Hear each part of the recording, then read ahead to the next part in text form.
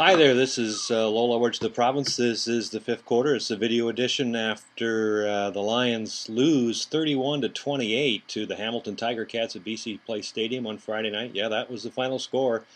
Not a good week for if you're trying to pick winners in the CFL for some people, I'll tell you that. Boy, it's been quite a week. But the score was certainly indicative, and the Hamilton Tiger Cats were full marks for the victory. Um, Lots of storylines in this game, obviously. Although you could say that many of the storylines tonight were much like the ones in the Regina a week ago. The defense played well. They just didn't get turnovers tonight, which they desperately needed. Horrific play on the special teams. Too many penalties and too much return yardage given up. But the real problem, of course, for the Lions is the offense and the play of Buck Pierce, who, frankly, just has not been sharp at any point since he first came to training camp. And I think that's got to be a source of concern for the Lions. Wally Bono kept his team in the locker room for quite a few minutes longer than he normally does. And there was certainly a lot of long faces, as you might expect. And you know what? I think that was a big problem in the game itself. I mean, there was a noticeable letdown, I thought, in the second half when Paul McCallum was injured. The game was not out of reach at that point, but you sort of could sense that the Lions were sagging at that point.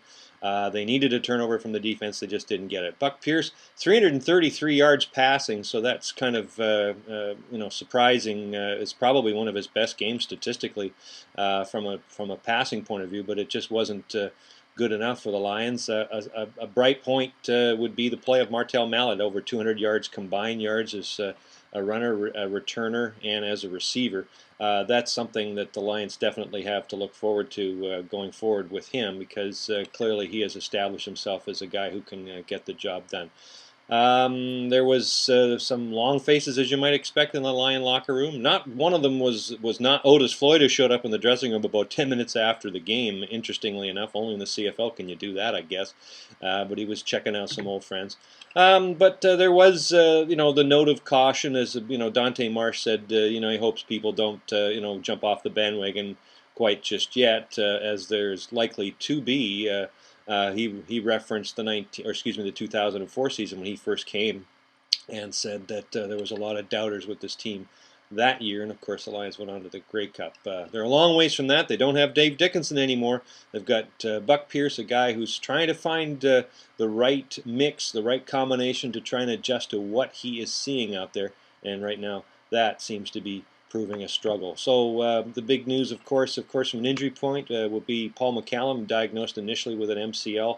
That's got to be at least 2 to 4 weeks. They'll have Sean White on the roster next week for sure. That's why they kept him, and Sean White, the kid from White Rock's going to get his chance next week without any doubt. With Tad Crawford and Paris Jackson as your your kickers and your punters, you're not going to go too far with that. So, anyways, a lot of disappointment with the Lions, as one might expect.